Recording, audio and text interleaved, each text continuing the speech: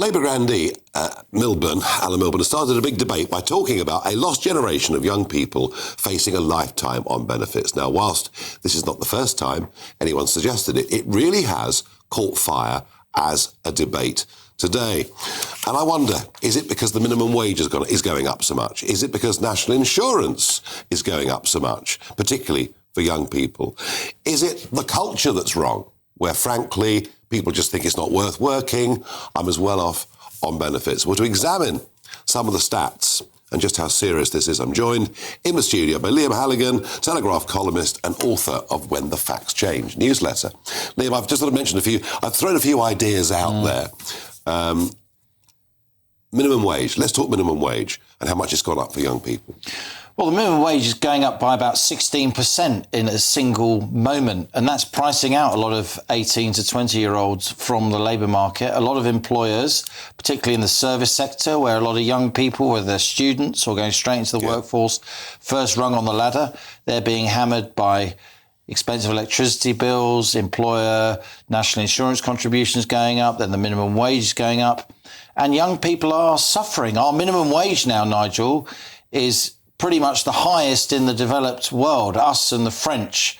But we've now got we've now got bigger youth unemployment even than the EU. Well, the graph here up on our screen shows you the rise that we've had.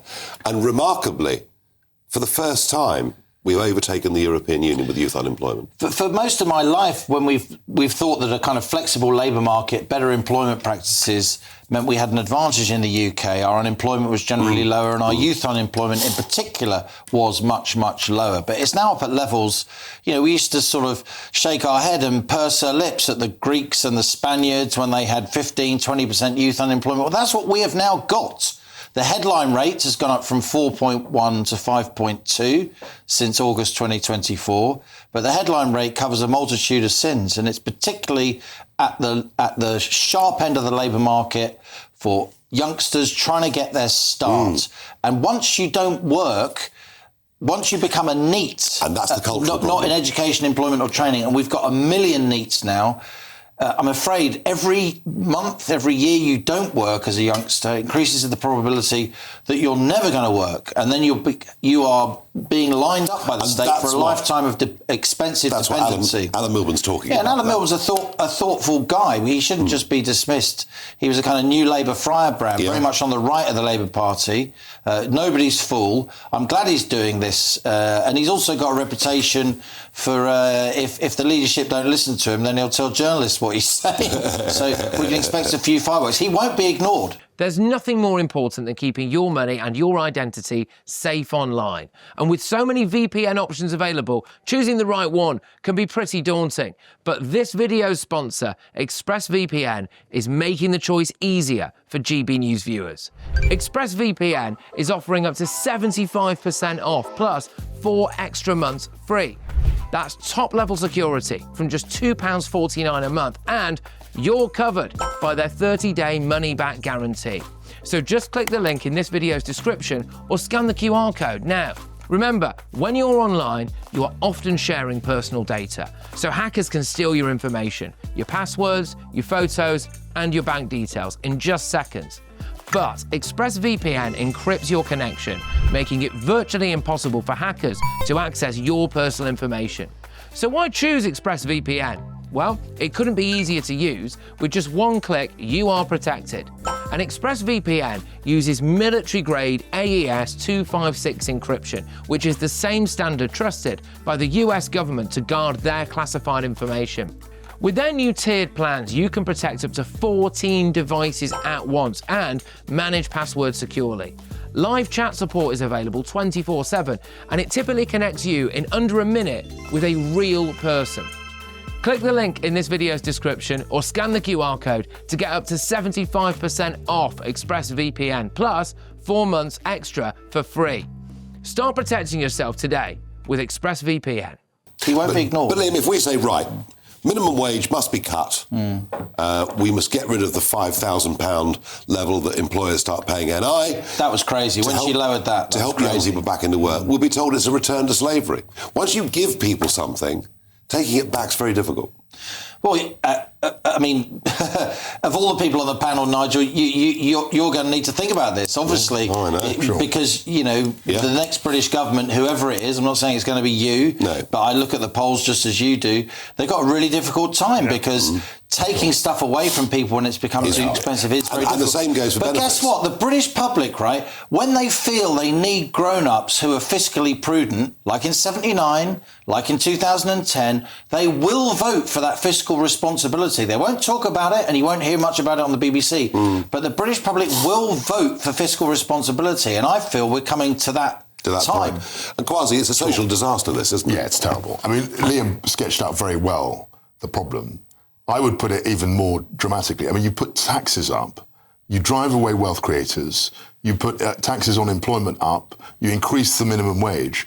And as Liam said, it's at the sharp end of the labour market. If you've been in work for 20 years or for 10 years, you might be able to get another job, or you might, if you're laid off. If you've never been employed, it's very, very hard to get that first step on the ladder. And if costs are going up for all the employers, they're less likely to hire employees. And the other point on this, of course, is that as we've frozen the level at which people start paying tax, you suddenly find that actually you're almost better off being on benefits. I mean, Nick, culturally, this is a massive problem. But changing cultures doesn't happen with the click of the fingers, does it? No, it doesn't. This is a huge problem, and Liam is right that it's been made worse by the changes that have been made to the minimum wage, to national insurance. But it's not actually new. We've all known that this was happening for more than a decade, and I welcome what Alan Milburn is now saying, but it is going to be extremely difficult to break this cycle. But, I mean, there are some specific measures, like that lowering of the NI threshold, that they really could do something about swiftly. That would begin to help. But actually getting this lost generation back into work requires a serious investment in them, and simple policy switches won't really be enough. No, it's Nick, you used to be able to employ somebody for 20 hours a week. If you're a publican or you're running a cafe, 20 hours a week without paying any employer national insurance. It's now 8 hours. That fundamentally discriminates against younger people. And a lot of these kids that can't get work, these are the kids whose schooling and training was knocked out by COVID lockdown, which is a massive mistake in my view. I mean, how much can we punish these kids? Is it any wonder that so many of them are going But the comparison that I think, for people like our age, I'm looking at Liam and myself, all through the 90s... We're wearing well. You look good. Comparative youngsters. But all through the 90s and the noughties, we used to scoff at European economy. Of course we did. No, we did. I remember reading, Spanish youth unemployment, Italian youth unemployment. And so to see that flip where we are actually worse than the average. And you'll remember the debate about the minimum wage when it came in 1997. Right, some of us were quite sceptical. Yes. I was writing columns at the time, but at the time, I accepted what New Labour was saying because I was convinced they were going to bring it in at a responsible rate. And they did. They brought it in at £3.50. That's right. But as so often happens, a left-wing government thinks it can just pull a lever and give stuff away. It's the perfect policy for a cash-strapped government because business pays. That's right. Business pays. But business now are limiting the number of jobs for that very reason. In the end, it's human beings that are paying. Of course. Liam, what I've got you here, spring statement coming up. Is it going to happen? Well, I don't know. I don't know. Let's just talk. Coming in. Inflation figures down today. The government will take that as being a piece of good news. What's the overall state of the economy in your view? Well, inflation, the headline rate came down, but core inflation came down by 0.1%. It's still way above the target. That's right. There's no way we should be cutting interest rates. And anyway, if you cut interest rates, it doesn't mean that actual borrowing costs are going to come down, because actual borrowing costs, mortgages, commercial loans, they're driven not by whatever the Bank of England says, for the most part. They're driven by financial markets, by bond prices and yields. And the more the government fails to get growth to happen, the worse the fiscal situation becomes. Those bond yields goes up, borrowing costs of the economy go up. Look, I don't want to be, the archetypal dismal scientist, but growth is pretty slow. Well, growth is the fundamental. Growth is in the last quarter, 0.1%. This is crazy. Before, wasn't it? This is crazy. So, it seems that Labour doesn't understand how to get growth going. You can't tax your way to growth. No, you can't. And so last two budgets, we had 40 billion raised in tax in 2024.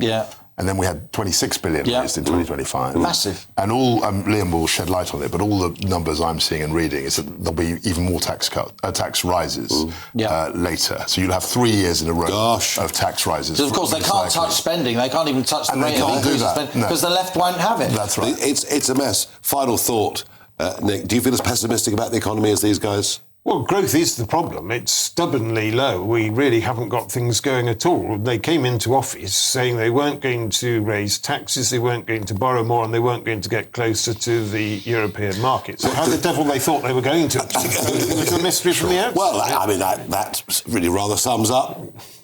Is it 15 U-turns we've had so far? And counting. Jay Goss will be the 16th, and we'll look forward to that, as will Misley Mandarin. Liam, as ever, thank you for coming in.